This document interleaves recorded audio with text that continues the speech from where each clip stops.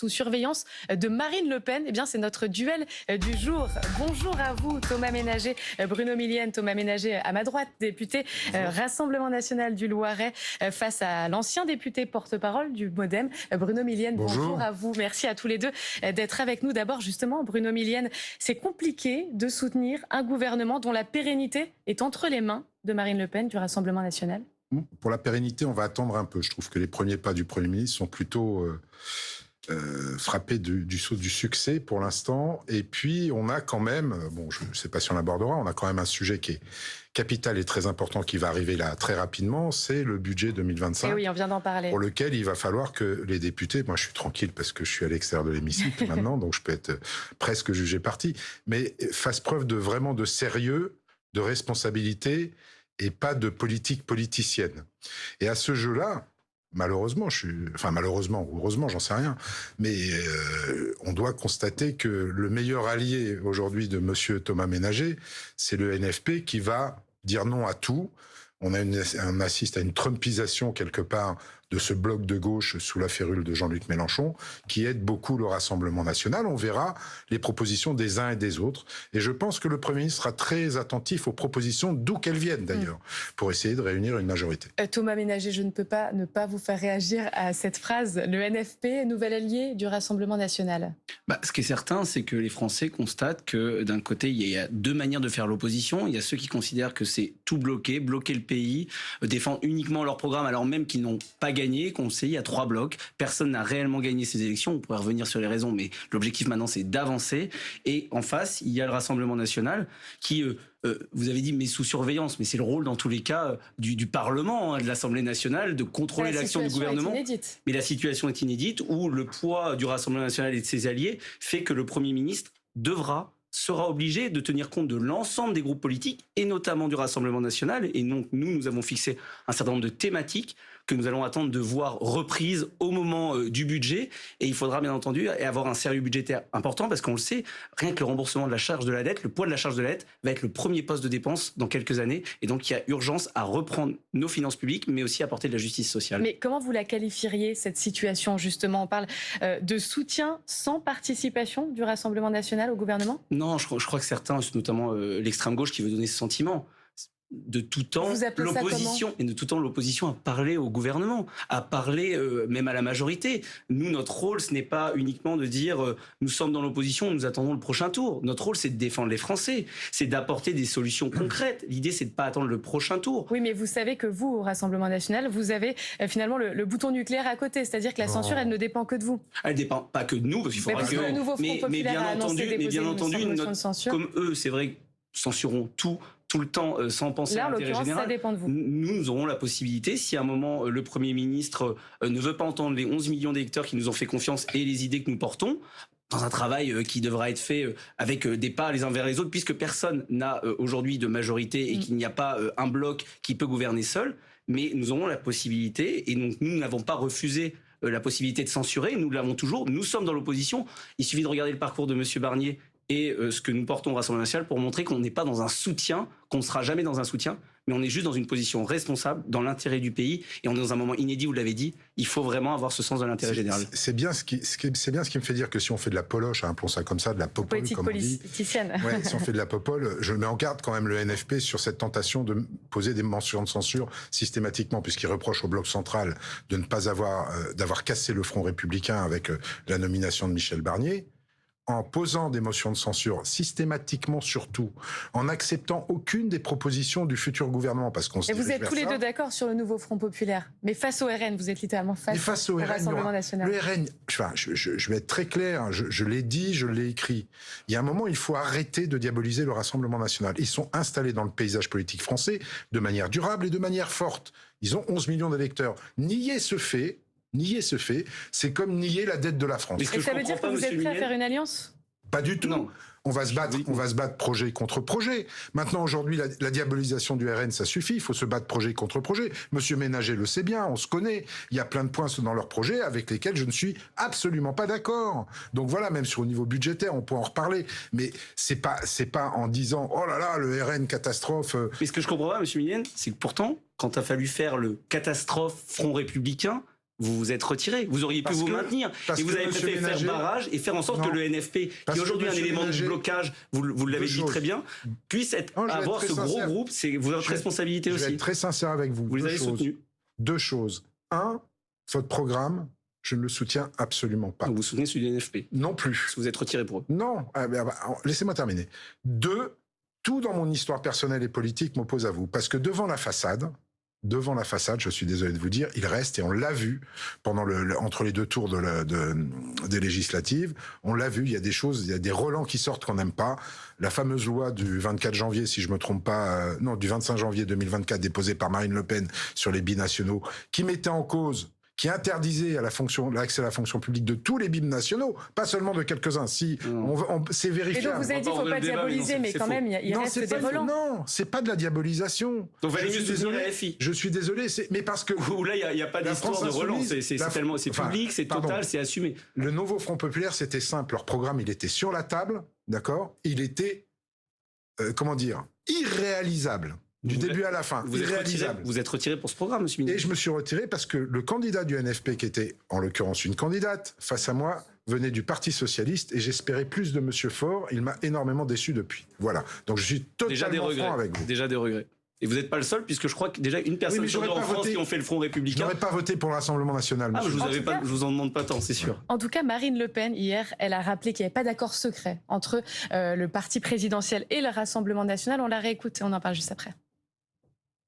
J'ai eu un contact téléphonique avec Emmanuel Macron, qui ne portait pas d'ailleurs sur le sujet de Monsieur Barnier, et puis c'est tout.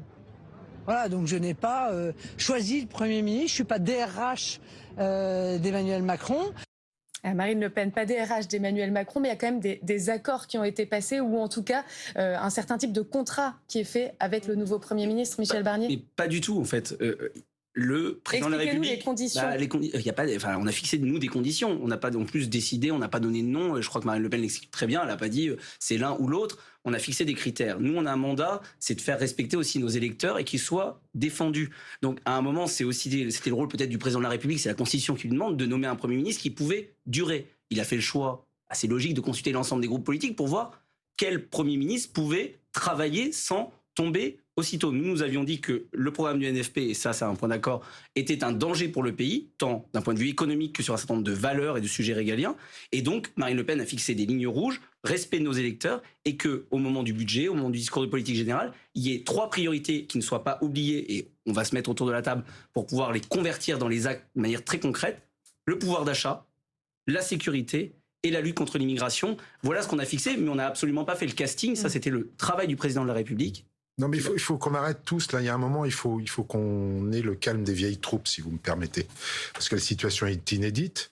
La France est dans une situation économique, en tout cas budgétaire, pas économique parce que ça va pas si mal que ça, mais budgétaire catastrophique. Il y a un moment ou un autre, il faut qu'on se retrousse les manches tous, quelle que soit notre appartenance politique, pour sortir de ces déficits excessifs et pour faire avancer le pays.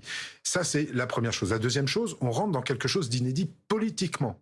On rentre dans une démocratie parlementaire qu'on n'a pas pratiquée. Je crois qu'on n'a pas pratiqué une seule fois sous la Ve République. Et justement, comment on va faire quand on entend les lignes rouges des uns des autres? Il faut que chacun apprenne, c'est facile pour moi de dire ça parce que je suis au modem, mais il faut que chacun apprenne à discuter déjà avec l'autre.